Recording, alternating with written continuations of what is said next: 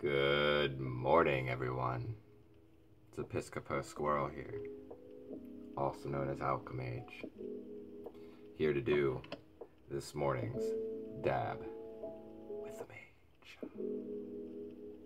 You ready? Let's get to it. Got some nice, chill, lo-fi nature beats going on.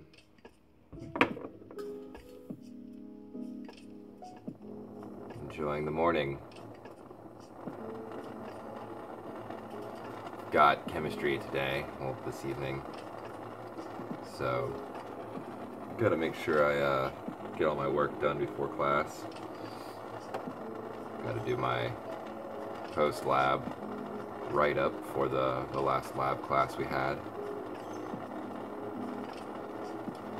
So, that'll be interesting. Good to see my old instructor today. She's teaching the lab class because my instructor now is only part-time, and the way they treat part-time is kind of fucked in my opinion, but hey, whatever. So this morning we're gonna go on a little bit different of a route and talk about the poverty obesity paradox. But first, cheers.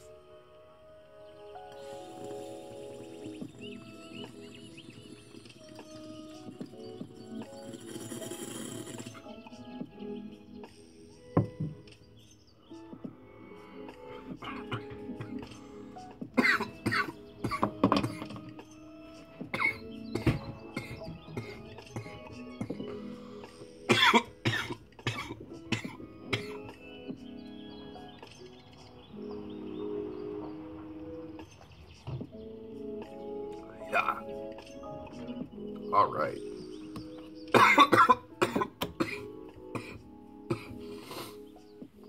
So,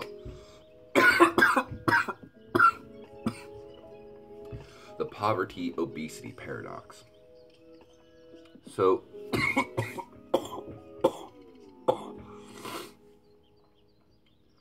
a common misconception is that if an individual is undernourished or malnourished in any sort of way, that they have to be skinny, that they have to look like they haven't had enough to eat. But this is not actually the case.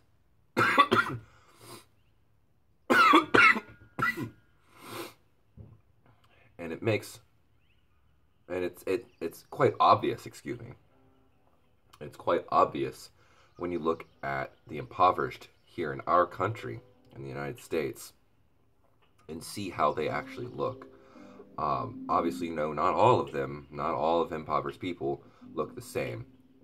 I'm pretty impoverished myself, living on Section 8, living off of a once-a-month fixed income from disability from the VA. So, you know, I'm not obese, but there's and that's because everybody's body and everybody's genetics are different. The way that one person reacts to a situation is going to be completely different to another, how another acts in a situation. Regardless, one of the things that happens generally when an individual becomes impoverished and no longer has access to food, the body believes that it's going into a period of famine. And so the body tends to store more fat than it burns. And this is because it's storing for when it doesn't have access for food. And so a lot of food, or a lot of calories, a lot of everything that's taken in is then converted into fats and stored as fats. So, um, this is, an important point right here of why it's extremely important, even when in poverty, to try and eat healthy, to avoid processed foods as much as possible. So there's this neat little diagram I have drawn up. So starts up here, poverty. It Poverty creates food insecurity, and it creates hunger. Hunger creates undernutrition. Undernutrition creates nutrient deficiencies. Undernutrition leads to hidden hunger. Poverty creates food insecurity. Food insecurity creates overnutrition. Overnutrition creates obesity. Overnutrition can lead to hidden hunger. And now, the reason that the overnutrition is leading to the obesity, over here, is, like I was telling you, the body, when it receives what it believes to be food, what it believes to be its only chance at food for a while, it tends to store all that rather than burn it off. So, yeah, and then there's another side to that with artificial sweeteners. Now, this isn't only for people in poverty, this is for people using artificial sweeteners in general. But a lot of people in poverty are trying to eat healthier, and they are misled by the media, by the rest of society, to believe that these artificial sweeteners are actually better for them. But not even counting the toxicity of these artificial sweeteners and how they disrupt the balance of the body, even carcinogenic, not all that excluding, the body, when it tastes sweet, it doesn't recognize the difference between sugars. And so these artificial sweeteners trigger a mechanism in the body which causes insulin to be produced and released from the pancreas. And so even though there's no sugar in the body or being intaken into the body, insulin is being released.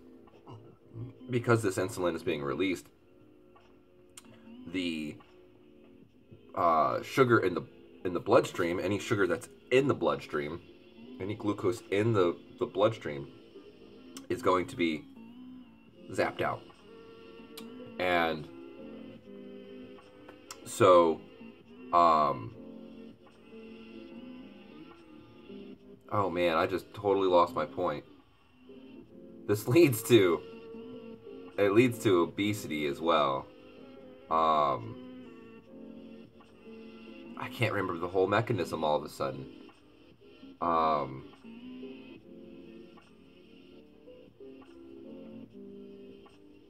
Oh, right. So it's burning off these sugars, and so when insulin is so when the cells are burning off sugars, it's the body is storing fat, and so when you're taking in these artificial sweeteners, you are then storing the rest of everything else as fat, because you're burning off all this excess sugar and allowing the fat to continue to deposit rather than be burned off. So, yeah, that these things kind of go hand in hand, especially, like I said, since people in poverty are trying to eat more healthy but don't have the proper knowledge of how to eat healthy. And that is, a major problem that our society faces is education, both from disinformation, purposeful information that's put out to guide us in the wrong direction, give us the wrong information to make us believe certain things so that we act accordingly.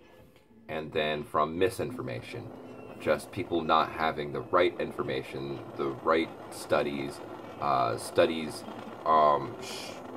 misinterpreted, so many different reasons for, the education not being out there, and allowing people to make good, healthy, better choices to create stability in their life, to create health in their life. So yeah, I just wanted to put this video out there so that people who might be struggling with this can understand why, and people who see other people struggling with this might be able to understand why. So I hope you guys learned something. If you have anything to say, if I missed anything, please leave it down in the comment. And I'm going to go ahead and reheat this because I just went on a little rant. So yeah, thanks for joining me today. I appreciate you guys. And yeah, join me for this last dab. And I'll see you in the next episode. Cheers.